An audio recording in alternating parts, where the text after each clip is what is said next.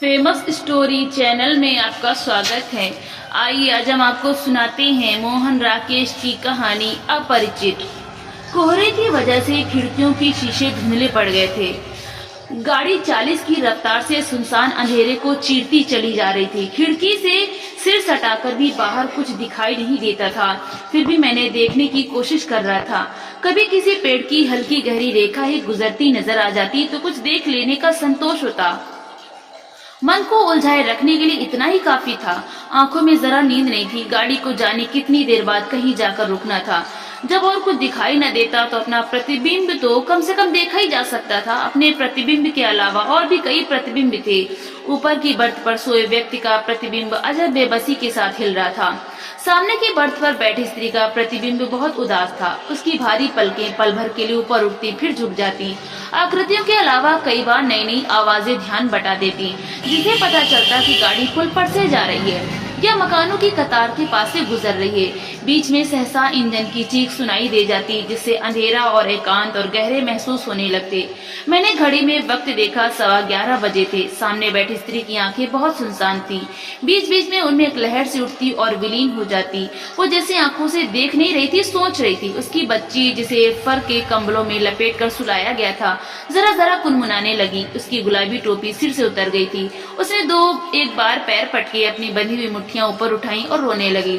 स्त्री की सुनसान आंखें सहसा उमड़ आईं। उसने बच्चे के सिर पर टोपी ठीक कर दी और उसे कंबलों समेत उठाकर छाती से लगा लिया। मगर इससे बच्ची का रोना बंद नहीं हुआ। उसने उसे हिलाकर और दुलार कर चुप कराना चाहा, मगर वो फिर भी रोती रही। इस पर उसने कंबल थोड़ा हटाकर बच्ची के मुंह में दूध दे दिया और उसे अच्छी तरह अपने साथ सटा लिया। मैं फिर खिड़की से सिर सटाकर बाहर देखने लगा। दूर बत्तियों की एक कतार नजर आ रही थी। शायद कोई आबादी थी या सिर्फ सड़क ही थी। गाड़ी तेज रफ्तार से चल रही थी और इंजन बहुत पास होने से कोहरे के साथ धुआं भी खिड़की के शीशों पर जमता जा रहा था। आबादी या सड़क जो भी वो थी, वो धीरे धीरे पीछे रही जा रही थी। शीशे में दिखाई देते प्रतिबिंब पहले से गहरे हो गए थे। स्त्री की आंखें मुंद गई थी और ऊपर लेटे व्यक्ति की बांह जोर जोर से हिल रही थी। शीशे पर मेरी सांस के फैलने से प्रतिबिंब और धुंधले हो गए थे, यहाँ तक कि धीरे धीरे सब प्रतिबिंब अदृश्य हो गए। मैंने तब जेब से रुमाल निकालकर शीशे को अच्छी तरह पोंछ दिया। स्त्री ने आंखें खोल ली थी और एकटक सामने देख रही थी। उसके होठों पर हल्की सी रेखा फैली थी, जो ठीक मुस्कुराहट नहीं थी। मुस्कुराहट ने बहुत कम व्यक्त, उस रेखा में कहीं गंभीरता भी थी और अवसाद भी, जैसे वो अनायास उभर आई किसी स्मृति की रेखा थी। उसके माथे पर हल्की सी सिकुड़न पड़ गई थी। बच्ची जल्दी ही दूध से हट गई। उसने सिर उठाकर अपना बिना दांत का मुंह खोल दिया और किलकारी भरती हुई माँ की छाती पर मुट्ठियों से चोट करने लगी। दूसरी तरफ से आती एक गाड़ी तेज रफ्तार में पास से गुजरी तो वह जरा सहम गई, मगर गाड़ी के निकलते ही और भी मुंह खोलकर किलकारी भरने लगी। बच्ची का चेहरा गदराया हुआ था और उसकी टोपी के नीचे से भूरे रंग के हल्के हल्के बाल नजर आ रहे थे। उसकी नाक जरा छोटी थी, पर आंखें माँ की ही तरह गहरी और फैली हुई थी। माँ के गाल और कपड़े नोचकर उसकी आंखें मेरी तरफ घूम गईं और वो बाहें हवा में पटकती हुई मुझे अपनी किलकारियों का निशाना बनाने लगी। स्त्री की पलकें उठी और उसकी उदास आंखें क्षण भर मेरी आंखों से मिली नहीं। मुझे उस क्षण भर के लिए लगा कि मैं एक ऐसे क्षितिज को देख रहा हूँ जिसमें गहरी सांझ के सभी हल्के गहरे रंग झिलमिला रहे हैं और जिसका दृश्य पट क्षण के हर 100वें हिस्से में बदलता जा रहा है। बच्ची मेरी तरफ देखकर बहुत हाथ पटक रही थी, इसलिए मैंने अपने हाथ उसकी तरफ बढ़ा दिए और कहा, आ बेटे आ। मेरे हाथ पास आ जाने से बच्ची के हाथों का हिलना बंद हो गया और उसके होंठ रुआंसे हो गए। स्त्री ने बच्ची को अपने होठों से छुआ और कहा, जा बिट्टू, जाएगी उनके पास। लेकिन बिट्टू के होंठ और रुआंसे हो गए और वो माँ के साथ सट गई।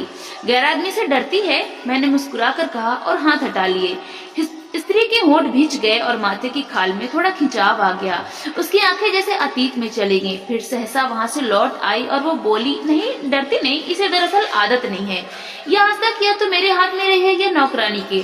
और वो उसके सिर पर झुक गई। बच्चे उसके साथ सटकर आंखें झपकाने लगी।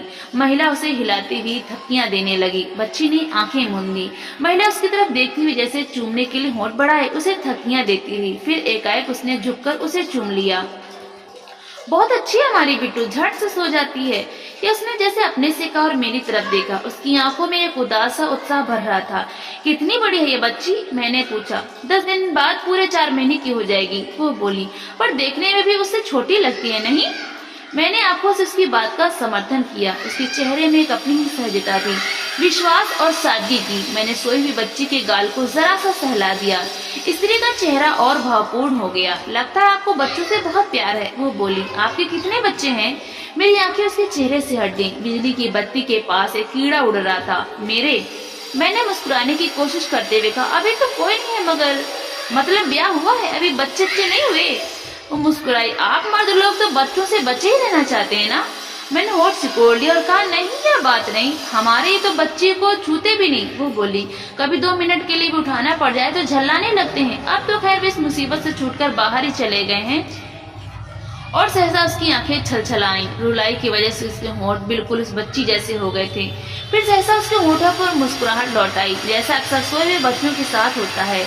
उसने आंखें झपककर अपने को सहज लिया और बोली, वे डॉक्टरेट के लिए इंग्लैंड गए हैं। मैं उन्हें बम्बई में जहाज पर चढ़ा कर आ रही हूँ। वैसे 6-8 महीने की बात है, फिर मैं भी उनके पास चली जाऊंगी। फिर उसने ऐसी नजर से मुझे देखा जैसे उसे शिकायत हो कि मैंने उसकी इतनी व्यक्तिगत बात उससे क्यों जान ली। आप बाद में अकेली जाएंगी? मैंने पूछा। इसे तो आप अभी साथ चली जाती। उसके होठ सिकुड़ गए और आंखें फिर अंतर्मुख हो गईं। वो कई पल अपने में डूबी रहे और उसी भाव से बोली, साथ तो नहीं जा सकती थी क्योंकि अकेले उनके जाने की भी सुविधा नहीं थी, लेकिन उनको मैंने किसी तरह भेज दिया। चाहती थी कि उनकी कोई तो चाह मुझसे पूरी हो जाए। दिशी की बाहर जाने की बहुत इच्छा थी। अब 6-8 महीने में अपनी तनख्वाह में से कुछ पैसा बचाऊंगी और थोड़ा बहुत कहीं से उधार लेकर अपने जाने का इंतजाम करूंगी। उसने सोच में डूबती उतराती अपनी आंखों को सहसा सचेत कर लिया और फिर कुछ क्षण शिकायत की नजर मुझे देखती रही। फिर बोली, अभी बिट्टू भी बहुत छोटी है ना, 6-8 महीने में बड़ी हो जाएगी और मैं भी तब तक थोड़ा और पढ़ लूंगी। ऋषि की बहुत इच्छा है कि मैं एमए कर लूं, मगर मैं ऐसी जड़ और नाकारा हूँ कि उनकी कोई भी चाह पूरी नहीं कर पाती। इसीलिए इस बार उन्हें भेजने के लिए मैंने अपने सब गहने बेच दिए हैं। अब मेरे पास बस मेरी बिट्टू है और कुछ नहीं। और वो बच्चे के सिर पर हाथ फेरती हुई भरी भरी नजर से उसे देखती रही। बाहर वही सुनसान अंधेरा था, वही लगातार सुनाई देती इंजन की फक फक। शीशे से आंख गड़ा लेने पर भी दूर तक वीरानगी ही वीरानगी नजर आती थी, मगर उस स्त्री की आंखों में जैसे दुनिया की बदसरता सिमट आई थी। वो फिर कई क्षण अपने में डूबी रही। फिर उसने एक सांस ली और बच्चे को अच्छी तरह कंबलों में लपेट कर सीट पर लिटा दिया। ऊपर की बर्थ पर लेटा हुआ आदमी खुर्राटे भर रहा था। एक बार करवट बदलते हुए वो नीचे गिरने को हुआ, पर सहसा हड़बड़ाकर संभल गया। फिर कुछ ही देर में वो और जोर से खुर्राटे भरने लगा। लोगों को जाने सफर में कैसे इतनी गहरी नींद आ जाती है? वो स्त्री बोली, मुझे 2-2 रातें सफर करना हो तो भी मैं एक पल नहीं सो पाती। अपनी अपनी आदत होती है। हाँ, आदत की ही बात है, मैंने कहा। कुछ लोग बहुत निश्चित होकर जीते और कुछ होते हैं कि बगैर चिंता के जी ही नहीं सकते। और वो हंस दी। उसकी हंसी का स्वर भी बच्चों जैसा ही था। उसके दांत बहुत छोटे छोटे और चमकीले थे। मैंने भी उसकी हंसी में साथ दिया। मेरी बहुत खराब आदत है, वो बोली। मैं बात बेबात के सोचती रहती हूँ। कभी कभी तो मुझे ऐसा लगता है कि मैं सोच सोच कर पागल हो जाऊंगी।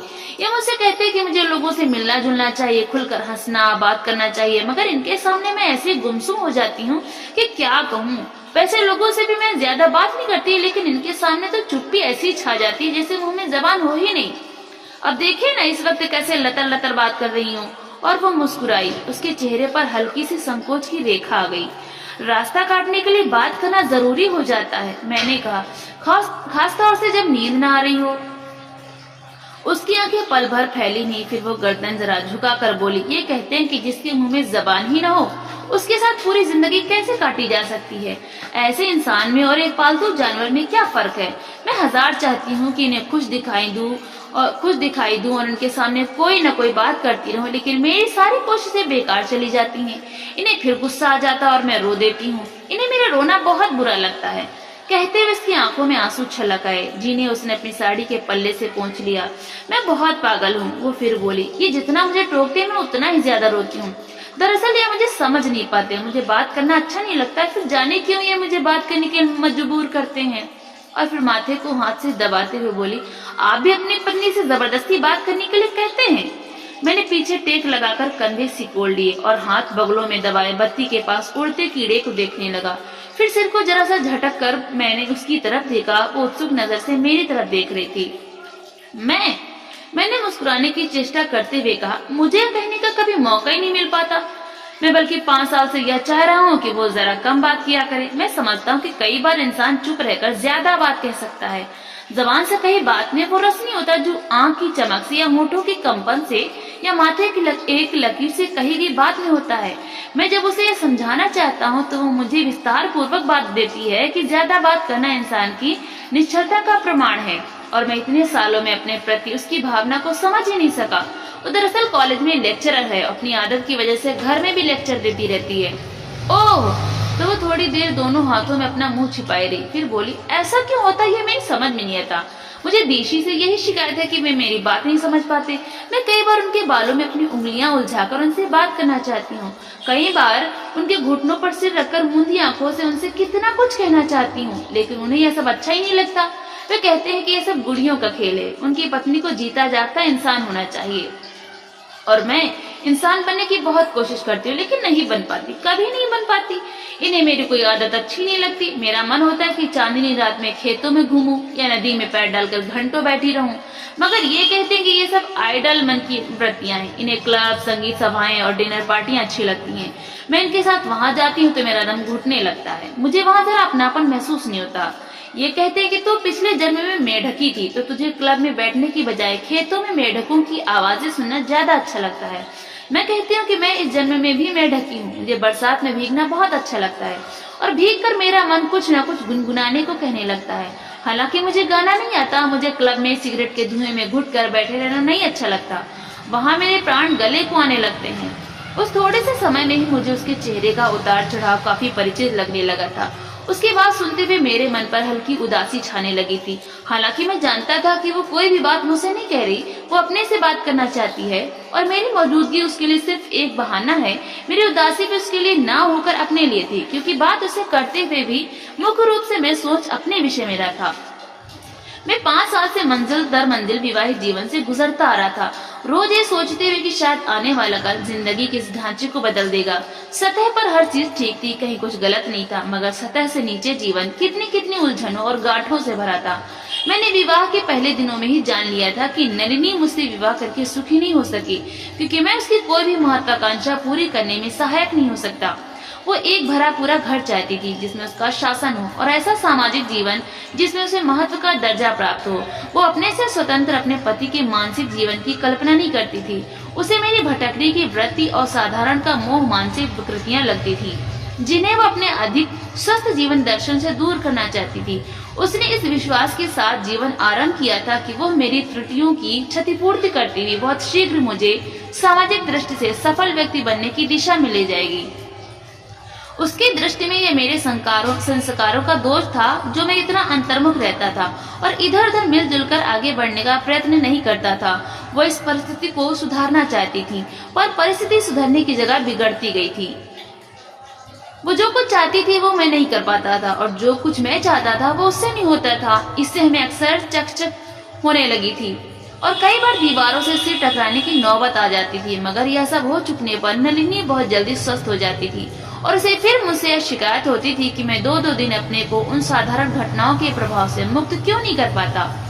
मगर मैं दो दिन क्या कभी उन घटनाओं के प्रभाव से मुक्त नहीं हो पाता था। औरत को जब वो सो जाती थी तो घंटों तकियों में मुंह छिपाए कराहता रहता था। नलिनी आपसी झगड़े को उतना अस्वाभाविक नहीं समझती थी जितना मेरे रात भर जागने को, और उसके लिए मुझे नर्व टॉनिक लेने की सलाह दिया करती थी। विवाह के पहले 2 वर्ष इसी तरह बीते थे और उसके बाद हम अलग अलग जगह काम करने लगे थे।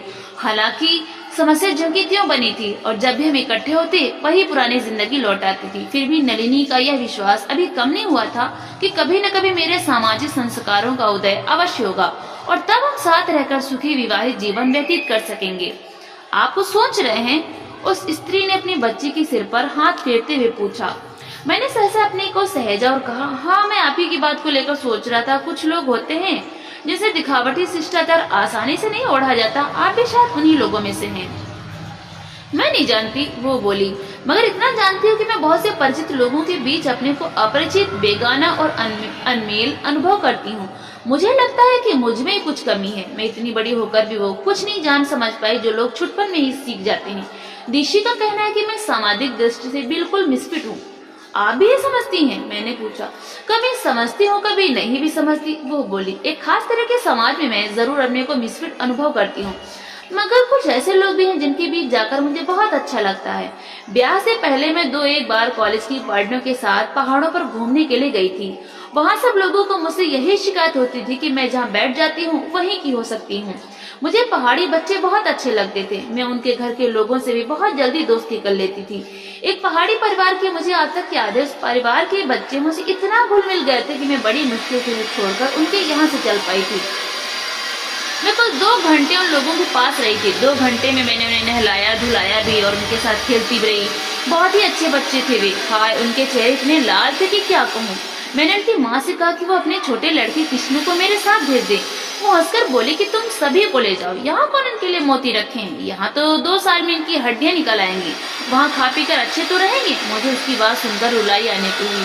मैं अकेली होती तो शायद कई दिनों के लिए उन लोगों के पास रह जाती। ऐसे लोगों में जाकर मुझे बहुत अच्छा लगता है। अब तो आपको भी लग रहा होगा कि कितनी अजीब हूँ मैं। ये कहा करते हैं कि मुझे किसी अच्छे मनोविद से अपना विश्लेषण कराना चाहिए, नहीं तो किसी दिन मैं पागल होकर पहाड़ों पर भटकती फिरूंगी। यह तो अपनी अपनी बनावट की बात है, मैंने कहा। मुझे खुद आदिम संस्कारों के लोगों के बीच रहना बहुत अच्छा लगता है। मैं आज तक एक जगह घर बनाकर नहीं रह सका और ना ही आशा है कि कभी रह सकूंगा। मुझे अपनी जिंदगी की जो रात सबसे ज्यादा याद आती है वो रात मैंने पहाड़ी गुर्जरों की एक बस्ती में बिताई थी। उस रात उस बस्ती में एक ब्याह था, इसलिए सारी रात वे लोग शराब पीते और नाचते गाते रहे। मुझे बहुत हैरानी हुई जब मुझे बताया गया कि वही गुर्जर 10-10 रुपए के लिए आदमी का खून भी कर देते हैं। आपको सचमुच इस तरह की जिंदगी अच्छी लगती है? उसने कुछ आश्चर्य और अविश्वास के साथ पूछा। आपको शायद खुशी हो रही है कि पागल होने की उम्मीदवार आप अकेली ही नहीं है। मैंने मुस्कुरा कर कहा। वो भी मुस्कुराई। उसकी आंखें सहसा भावनापूर्ण उठी। उस एक क्षण में मुझे उन आंखों में न जाने कितनी कुछ दिखाई दिया। करुणा, क्षोभ, ममता, आर्द्रता, ग्लानि, भय, असमंजस और स्नेह। उसके होंठ कुछ कहने के लिए कांपे, लेकिन कांप कर ही रह गए। मैं भी चुपचाप उसे देखता रहा। कुछ क्षणों के लिए मुझे महसूस हुआ कि मेरा दिमाग बिल्कुल खाली है और मुझे पता नहीं कि मैं क्या कर रहा था और आगे क्या कहना चाहता था। सहसा उसकी आंखों में फिर वही सूनापन भरने लगा और क्षण भर में वो इतना बढ़ गया कि मैंने उसकी तरफ से आंखें हटा ली। बत्ती के पास उड़ता कीड़ा उसके साथ सटकर झुलस गया था। बच्ची नींद में मुस्कुरा रही थी। खिड़की के शीशे पर इतनी धुंध जम गई थी कि उसमें अपना चेहरा भी दिखाई नहीं देता था। गाड़ी की रफ्तार धीमी हो रही थी और कोई स्टेशन आ रहा था। 2-1 बत्तियां तेजी से निकल गई। मैंने खिड़की का शीशा उठा दिया। बाहर से आती बर्फानी हवा की स्पर्श ने स्नायुओं को थोड़ा सचेत कर दिया।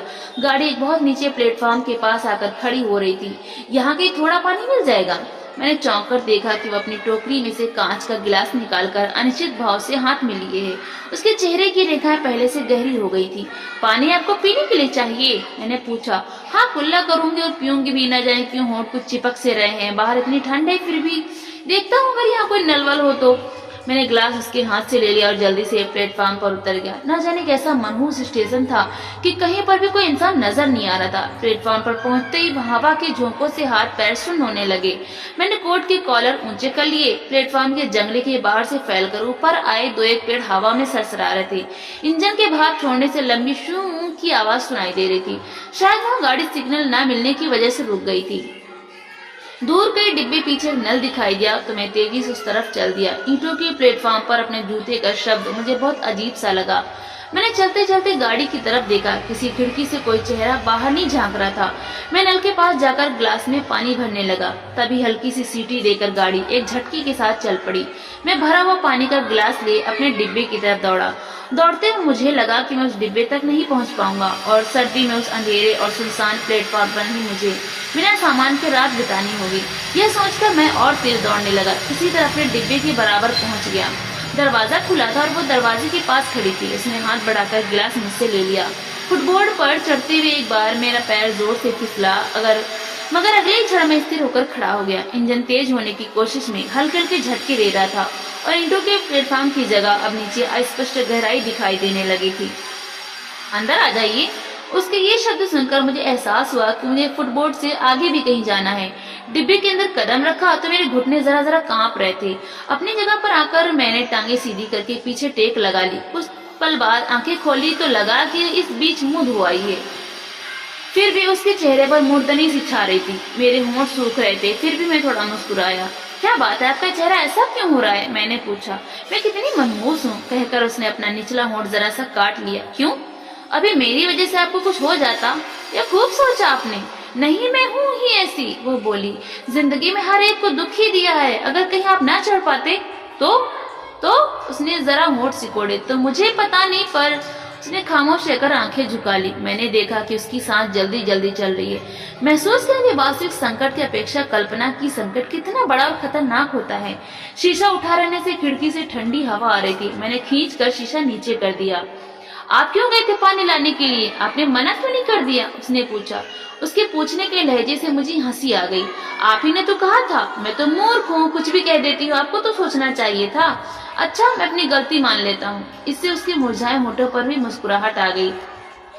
आप भी कहेंगे कैसी लड़की है, उसने आंतरिक भाव के साथ कहा। सच कहती हूँ, मुझे जरा अक्ल नहीं है। इतनी बड़ी हो गई हूँ पर अकल रत्ती भर भी नहीं है, सच। मैं फिर हंस दिया। आप हंस क्यों रहे हैं? उसके स्वर में फिर शिकायत का स्पर्श आ गया। मुझे हंसने की आदत है, मैंने कहा। हंसना अच्छी आदत नहीं है। मुझे इस पर फिर हंसी आ गई। वो शिकायत भरी नजर से मुझे देखती रही। गाड़ी की रफ्तार फिर तेज हो रही थी। ऊपर की बर्थ पर लेटा आदमी सहसा हड़बड़ाकर उठ बैठा और जोर जोर से खांसने लगा। खांसी का दौरा शांत होने पर उसने कुछ पल छाती को हाथ में दबाए रखा, फिर भारी आवाज में पूछा, क्या बजा है? 11:15, मैंने उसकी तरफ देखकर उत्तर दिया। कुल 11:15, उसने निराश स्वर में कहा और फिर लेट गया। कुछ देर में वो फिर खुर्राटे भरने लगा। आप भी थोड़ी देर सो जाइए। वो पीछे टेक लगाए शायद कुछ सोच रही थी या केवल देख रही थी। आपको नींद आ रही है, आप सो जाइए, मैंने कहा। मैंने आपसे कहा था ना, मुझे गाड़ी में नींद नहीं आती, आप सो जाइए। मैंने लेटकर कंबल ले लिया। मेरी आंखें देर तक ऊपर की बत्ती को देखती रही, जिसके साथ झुलसा व कीड़ा चिपक कर रह गया था। रजाई भी ले लीजिए, काफी ठंड है, उसने कहा। नहीं, अभी जरूरत नहीं है, मैं बहुत से गर्म कपड़े पहने हूँ। ले लीजिए, नहीं बाद में ठिठुरते रहिएगा। नहीं, ठिठुरूंगा नहीं, मैंने कंबल गले तक लपेटते हुए कहा। और थोड़ी थोड़ी ठंड महसूस होती रहे तो अच्छा लगता है। बत्ती बुझा दूं? देर बाद उसने पूछा। नहीं, रहने दीजिए। नहीं, बुझा देती हूँ, ठीक से सो जाएगी। और उसने उठकर बत्ती बुझा दी। मैं काफी देर अंधेरे में छत की तरफ देखता रहा। फिर मुझे नींद आने लगी। शायद रात आधी से ज्यादा बीत चुकी थी जब इंजन के भोंपों की आवाज से मेरी नींद खुली। वो आवाज कुछ ऐसी भारी थी कि मेरे सारे शरीर में एक झुरझुरी सी भर गई। पिछले किसी स्टेशन पर इंजन बदल गया था। गाड़ी धीरे धीरे चलने लगी तो मैंने सिर थोड़ा ऊंचा उठाया। सामने की सीट खाली थी। वो स्त्री न जाने किस स्टेशन पर उतर गई थी। इसी स्टेशन पर न उतरी हो यह सोचकर मैंने खिड़की का शीशा उठा दिया और बाहर देखा। प्लेटफॉर्म पर बहुत पीछे रह गया था और बत्तियों की कतार के सिवा कुछ साफ दिखाई नहीं दे रहा था। मैंने शीशा फिर नीचे खींच लिया। अंदर की बत्ती अभी बुझी हुई थी। बिस्तर में नीचे को सरकते हुए मैंने देखा कि कंबल के अलावा मैं अपनी रजाई भी लिए हूँ, जिसे अच्छी तरह कंबल के साथ मिला दिया गया है। गर्मी की कई एक सी हैरानी एक साथ शरीर में भर गई। ऊपर की बर्थ पर लेटा आदमी अब भी उसी तरह जोर जोर से खुर्राटे भर रहा था। तो दोस्तों, आपको ये कहानी कैसी लगी?